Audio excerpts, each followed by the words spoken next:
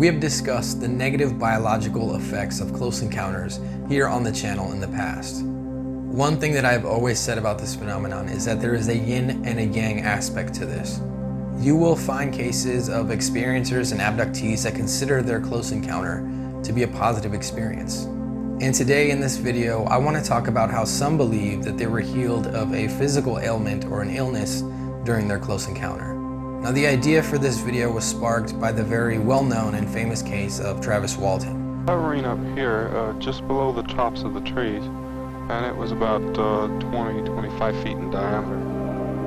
What he saw was a bright object hovering in midair. When I got up about here, I crouched down behind a log, and I could hear a sound coming from it. It was kind of a very strange mechanical sound. And I was kind of wrestling with the idea of being so close to this. I'd expected it to take off, you know, and in running up here, I figured this was my last chance to, you know, to see this thing up close. But I decided I'd better get the hell out of there. And as I raised up and turned to go, I felt this numbing shock and blacked out. The guys in the truck said they saw this brilliant beam come out of the bottom of the craft and hit me in the head and the chest and knocked me flying through the air. I suggest that you look into this case if you haven't already, and if you haven't seen the movie Fire in the Sky, make sure to check that out as well. If you plan on watching the film after this video, please make sure to leave a comment down below and let me know what you thought of the film. In my opinion, the abduction case of Travis Walton is one of the best out there. There were multiple witnesses and it was a highly documented case. Travis has continued to speak about his story or his experience throughout the years. And the fascinating part about all of this is that his story or his experience has not changed much. One thing did change though. Originally, Travis thought he was just taken, just like any other abduction case. Now he believes that he was taken, but he was also saved. Travis got too close to the craft, and the craft had an effect on him, maybe even killed him. And the occupants of this craft took him aboard and healed him, saved his life. If you look into the plethora of close encounter cases that there are out there, you'll find this belief or this idea of being healed or saved come up more often than you think. For example, the case of Dr.X, a French doctor that has remained anonymous until this day.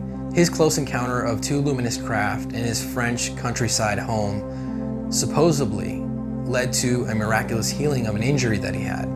This is also a famous and well-documented case. So I didn't make this video to list all the different cases where people were healed. If you're interested and you want to learn more about that, you should look into the work of Preston Dennett.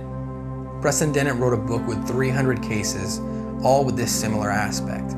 If you want to check out the book, I'll be sure to leave a link down in the description of this video, and I'll also leave a link to Preston Dennett's YouTube channel where he has a video highlighting 20 cases of close encounters where people were healed. When looking over the cases where this aspect comes into play, it's fascinating to see that the healings could occur for something as simple as a common cold to something as drastic as cancer. Also, something that stood out to me when looking into these cases is this aspect of prayer or meditation. Again, somehow, some way, religion is tying into the UFO phenomenon. Now, honestly, I think this has more to do with our consciousness than religion. I've said it once and I'll say it again, I believe that the human consciousness is much more powerful than we know and than we understand. And this is not the first time or the last time you'll hear about prayer or meditation going hand in hand with the UFO phenomenon. The more you look, the more you'll see that somehow, some way, our consciousness plays a role in sparking these close encounters. Also, something to consider is that the energy system or the propulsion system that is tied to these craft that often leaves the experiencer or the abductee with something similar to radiation burns may be what's causing these healings. Just think about it. We know that radiation has a positive and a negative effect on the human body. What we may be seeing is the effect to different levels or different versions of exposure. Some people get burned because they get too close, and some people are just in the right spot and get healed somehow. I think looking at the negative and the positive effects that the propulsion systems or the energy tied to this craft has on the human body may help us understand a little bit more about the craft and about the technology that's being used. Now, what do I think is important to take away from this video?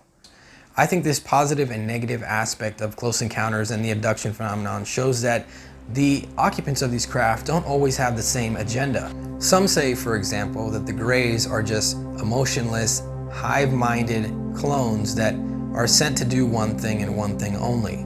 But there are many cases where people communicate with the Greys, they learn from the Greys. And there's even cases where they are healed by the Greys, and not just by coming too close to a craft, but by a specific tool the Grey is using.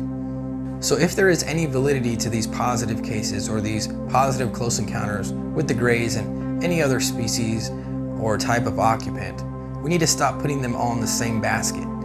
We may not just be a resource or something to study or a reproductive vessel. We may matter a lot more to these beings and the occupants of these craft than we believe. It's a tricky thing to think about, but if we are being visited, we are most likely being visited by many different types of species, many different types of occupants, with all different kinds of agendas, with all different views of respect and value when it comes to our species. Just like some of us are animal activists and others don't even care.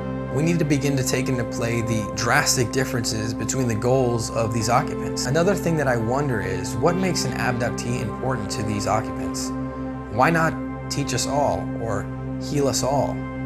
If you've made it this far and you enjoy my content, please consider hitting that subscribe button and joining me on my search for the truth.